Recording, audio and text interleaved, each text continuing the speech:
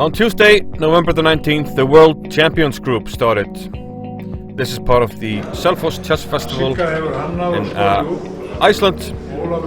A unique concept, a round-robin tournament where all the participants are former world champions. The tournament was opened by Jón Árnason, who was the world under-16 champion in 1977, beating Kasparov and short to that title.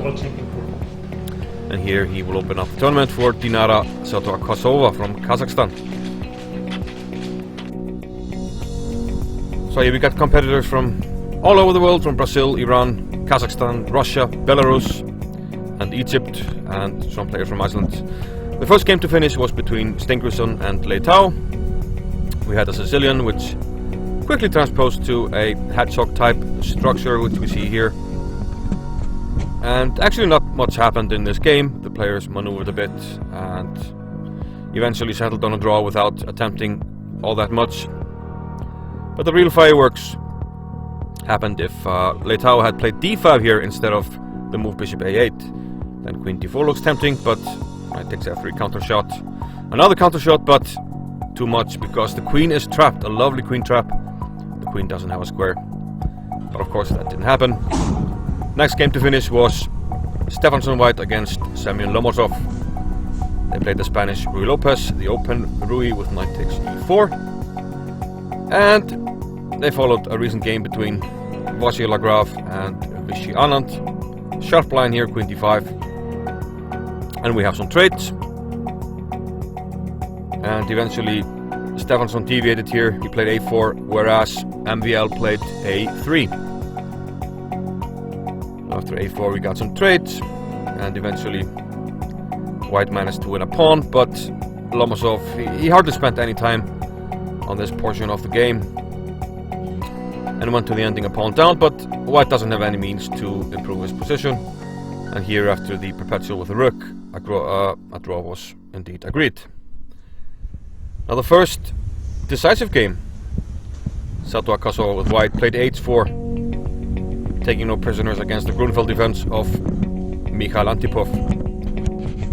Well, very aggressive stuff, but knight takes h7, g4 looks tempting, but a lovely move by Antipov, knight d4, which has everything under control. If the knight is taken, the queen will take back, and too many rooks will be hanging for white, and material will be lost.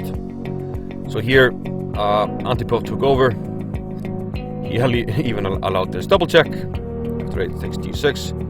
But the problem is, black will eventually open up the f-file for his rook, threatening mate here. With queen d1 earlier, and now sacks the rook and knight e3.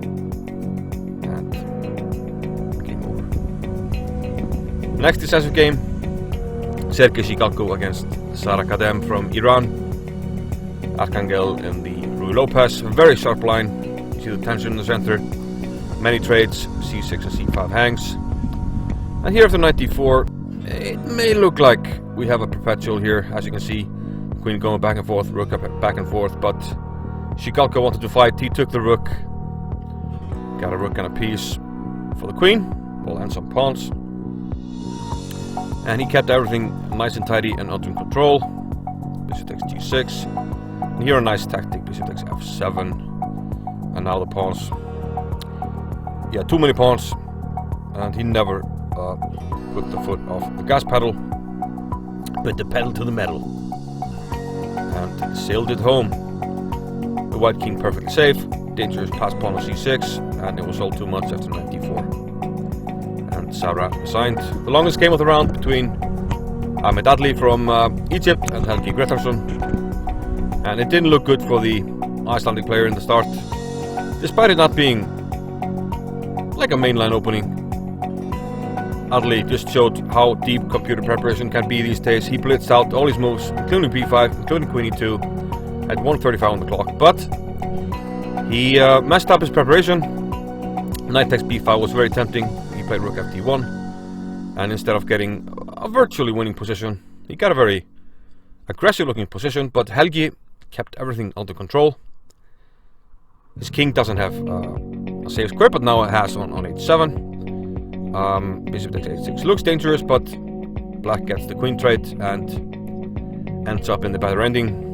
even winds up winning a pawn here, taking on f2 and h2. But now the task is to push the b-pawn, and he went on with that, well, difficult task, because it's hard to coordinate the forces. Eventually he managed to push the pawn, but white is very active, keeps the pawn under lock and key.